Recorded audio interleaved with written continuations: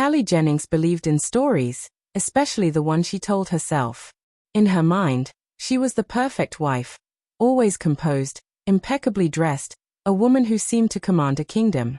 She thrived on admiration, whether from strangers, her circle of brunch friends, her son, or the husband she assumed would never leave her. But that illusion shattered on her 46th birthday. It was a Sunday morning at a stylish fusion restaurant in Fort Collins, Colorado. The place buzzed with the usual brunch sounds, clinking glasses, laughter, polished voices. Callie was mid-toast, radiant in her element, surrounded by her Pilates friends, the kind of women who wore designer sunglasses indoors and never missed a celebration. Then the restaurant door opened. Adam Jennings, her husband of over 2 decades, entered, not dressed for brunch, but in a flannel shirt, calm and deliberate. His entrance silenced the table. He walked straight up to Callie, placed a small blue gift bag beside her mimosa, and took a seat. No smile. No words of celebration. Just presence. "You didn't RSVP," Kelly chirped, trying to hold the moment together with practiced charm. Adam responded evenly. "I brought a gift. Come."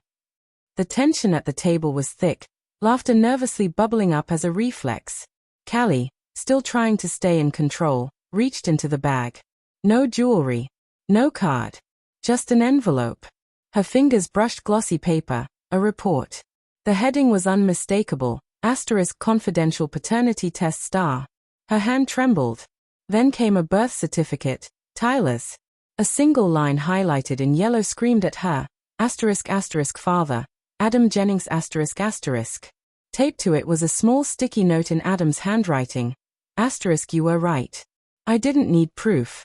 I needed the truth. ***. Silence fell again, deeper now. The kind of silence that only comes after a secret has detonated. Adam stood, calmly rolled down his sleeves, and looked each woman in the eye like a judge passing sentence. "I'll let you ladies finish brunch." Then he walked out, no shouting, no argument. Just finality. Callie remained frozen, the papers shaking in her hands, her mimosa untouched. Around her, friends who once cheered her on sat in stunned re-evaluation. Megan whispered under her breath, "Tyler never did look like Adam." Callie tried to speak, but her throat was dry. Then she noticed something else in the bag. A flash drive, small and sleek, but heavy with implication. She hadn't even seen him slip it in. It didn't just contain data. It held secrets, messages, timelines, and the truth she'd thought was buried. Adam hadn't been distant. He'd been collecting. Not indifferent, strategic. Her carefully crafted performance had ended. The mask shattered, the lights off, the stage cleared. Even the server hesitated to clear her plate, eyes darting to the damning paperwork. Her birthday cupcake sat melting, its frosting pooling in a pink puddle. When Callie finally rose from the table, her body felt disconnected, her steps unsteady in expensive heels. On the sidewalk, she called Adam, once, twice, a dozen times. Voicemail. She texted, * I can explain. Please don't do this. Tyler needs you. Please, don't make this public. He's your son in every way that matters. ***. No response. But later that night, at 11:47 p.m., her phone finally lit up. A single message. * You have until Sunday to pack. Your keys won't work after that. ***. No anger. Just decision. The next morning, still in the heels from brunch, she rushed home. Her key didn't fit. The lock had been changed. The security code too. Curtains drawn. She pounded on the door until her hands hurt. Through the window, she saw another manila envelope on the dining table. Another flash drive. More records. More proof. Adam hadn't just suspected, he had * known star. He had waited, watched, and now he was finished waiting. The car wasn't in her name. The credit cards were cut off. The social circle that once idolized her? Gone. Megan stopped replying. Jenna blocked her. Tasha posted a quote the next day, * choose better. * no names. But everyone knew who it was about. Callie wasn't a woman anymore. She was a warning. Meanwhile, Adam stood over a grill in Lizzie's backyard, under strings of golden lights. Brisket sizzled, pepperjack cheese melted, and Tyler sat beside him, quiet. Processing. Aunt Lisa's salad's good, Tyler finally said. But her hot dogs taste like rubber. Adam chuckled. It's the thought that counts.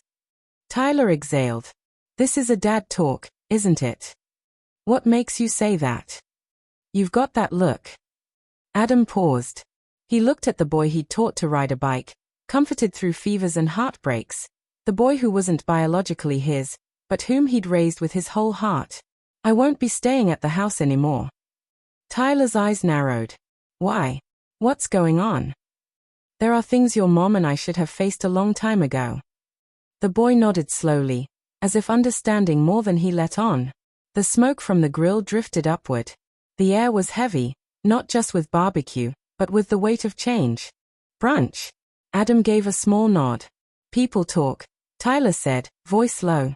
They never stop. Then, after a pause, he looked at Adam. Are you mad at me? Adam's breath caught. He stepped over and wrapped Tyler in a hug, the kind of embrace that only comes from a father who fought for the right to be one. You're mine, Adam whispered. That will never change. That night, alone in the stillness of his room, Adam opened the floor safe. He placed 2 envelopes inside. One was labeled * Tyler, open when you're 18 star. Inside were the full truth, a detailed report, 2 flash drives, and 6 handwritten pages. No anger, just honesty. Next to it was an identical envelope. A backup. A second chance to be heard, if needed. As he closed the safe and sat silently in the dark, Adam realized something deeply important. Justice doesn't always shout. Sometimes, it whispers. Sharp. Clear. Final. By Friday, Callie sat across from a lawyer in a glass-walled office in downtown Denver. Her sunglasses were large enough to cover most of her face. Her handbag sat tightly in her lap like a shield. Everything about her looked polished. Her hair was pulled back into a sleek bun, her lips glossed, but inside, she was unraveling. The attorney, Claudia Mercer, was all edges, gray hair sharp, her tone flatter than the beige folder she slid across the table. I've gone over everything, she said, wasting no time. Your ex-husband prepared carefully, she continued. Started 6 months ago. He moved every asset, joint accounts, properties, even the lake house, into his name. The house? It's in a trust now. You're no longer listed anywhere. Callie's ears rang. But the house was refinanced. Legally, Claudia interrupted. And without needing your co-signature. Your car. Owned by his company. It's not community property. Callie's voice dropped. He can't do this. He already has, Claudia replied. Tears brimmed. I gave him 20 years. And he spent 6 months dismantling every tie, Claudia said calmly. You're entitled to your personal items. Maybe some furniture, if he allows it. Callie's breath trembled. He raised my son. And from what I understand, Claudia said quietly, that's exactly what cut him the deepest. Callie left in silence. Her old apartment had a new tenant, a medical student. Friends were quiet. Her sister hadn't replied in days. Floating, alone, she returned to the hotel. Then came the knock. A courier, face unreadable, handed her a padded envelope. Signature, please. No return address. Inside, a legal revocation of spousal rights. Notarized. Attached to it, a high-resolution still from her birthday brunch. Her face, stunned, hand frozen mid-grip as she opened the paternity test. Across the bottom, * real women don't hide. *. She folded, slipping to the floor like a doll dropped from too high. Her phone buzzed. A Pilates acquaintance. Thinking of you person with praying hands. Callie shoved the phone deep in her bag and cried. Not for what was taken, but because she finally understood. Adam didn't just leave. He made sure no one would see her the same again. Meanwhile, Adam sat beneath the amber glow of his workbench light, documents arranged with careful precision. He wasn't smiling. But he wasn't broken. He pulled open a drawer. Inside, an early draft of a letter. * Tyler, * it began. * you were the best part of a life I couldn't trust. *. That was the truth. Even if everything else had been a lie. By Sunday, the house that had once been Callie's felt like a museum. Untouchable. She parked across the street and stared. The mailbox still bore their name.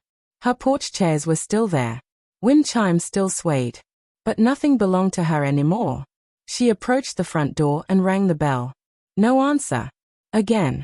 Still nothing. Then she noticed it. Just beyond the glass, on the table in the entryway, another envelope. Her name on the front. A flash drive on top. A note visible through the glass. I made copies. Don't spin this. Her cheeks burned. Humiliation crashed over her like a wave. She turned before the tears reached her mascara. That evening, Adam and Tyler sat on the porch. The silence hung between them, dense, uncertain. She's been calling, Tyler said. She sounds scared. Adam nodded. She's afraid of losing what she only ever pretended to own. Tyler looked down. I don't know what to believe. I feel angry. But also, like maybe all of us were a mistake. Adam took a deep breath. You're not a mistake. You're a gift. The only thing in this world I've never doubted. Tyler rubbed his eyes, holding back the storm. Adam gazed at the stars. So what happens now? He asked quietly. You keep living, he answered himself. The truth hadn't destroyed him, it had unchained him. They sat in stillness, no longer weighed down by unspoken pain. The silence felt honest now. Elsewhere, Callie's world was unraveling. Her bank account showed barely enough for gas. Her hotel bill was past due. She called old friends, none picked up. She messaged her sister. The response was blunt. He told me everything. Don't contact me again. In 7 days, she'd gone from socialite to ghost. At 2 a.m., she sat alone in a parking lot behind a strip mall, tears soaking a cheap napkin. Her thumb hovered over her phone. Then she opened the photos folder. Not the glossy brunch selfies or curated party shots, but the quiet ones. Tyler on a swing. Adam manning the grill. Her own face mid-laugh. Genuine, unguarded. She finally saw the truth. She hadn't just hurt a man. She'd destroyed something built with patience and love, something real. That same week, Adam received another email from his lawyer. The legal finality of their separation, inheritance rights revoked. Another package arrived at his workshop, a sealed envelope, unmarked, faintly smelling of a familiar perfume. He didn't open it. Instead, he placed it in a box labeled closed chapters slid it under the workbench, and went back to grilling, just for himself. No music. No conversation. Just the quiet kind of peace that doesn't need to prove anything. Because revenge doesn't always shout. Sometimes it whispers, and if timed right, it echoes louder than any scream. 3 months later, Callie was at a pawn shop, trading her last designer handbag. $160, the clerk said, indifferent. She nodded and took the cash. Outside, she sat on the curb and stared at the mountains. There was no audience anymore. No curated life to maintain. No brunches, no applause, just reality. And reality doesn't chase. It waits. Back in town, Tyler returned from college.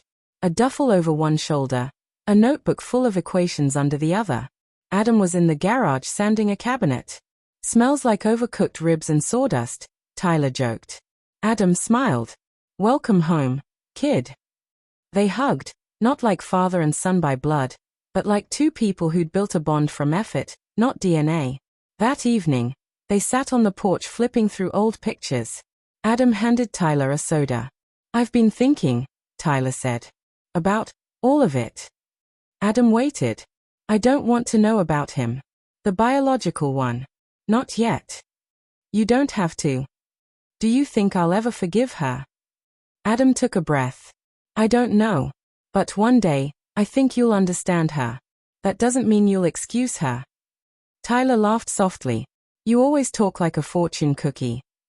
Wisdom's cheaper than therapy, Adam replied. Callie now lived in a tiny apartment with cracked walls and thin ceilings. Her job barely paid the bills. Her co-workers called her and not kindly. One evening, she opened her closet. There hung the relics of her former life. The birthday blouse, the brunch dress, the heels from the day her life fell apart. She packed them in a box. Labeled it **performance**. left it at the donation drop-off, locked her door behind her, not to pretend the past didn't happen, but to finally call it what it was. On Tyler's 18th birthday, Adam gave him a small gift box. Inside, a note. Asterisk asterisk, if you decide to open the envelope in the safe, I'll be right here. If you don't, that's okay too. You're my son either way. Asterisk asterisk. Tyler looked toward the safe, then turned back to Adam. He chose the slice of cake instead. Sat beside the man who raised him. They watched a movie together. There was no need to talk about the DNA test. Some things speak louder when left unspoken. Months later, Callie saw an old brunch photo online. A friend's blog post about betrayal had gone viral. She'd become a meme. Asterisk, when the side character becomes the plot twist. Asterisk. Asterisk, truth hits harder than champagne. Asterisk. She didn't cry. She closed the laptop. Went to work. Eventually, you stop trying to outrun the truth. You learn to live with it, underneath it. As for Adam, he never remarried. He didn't need to. He rebuilt quietly, not out of vengeance, but from the clarity of freedom. His silence had done what shouting never could.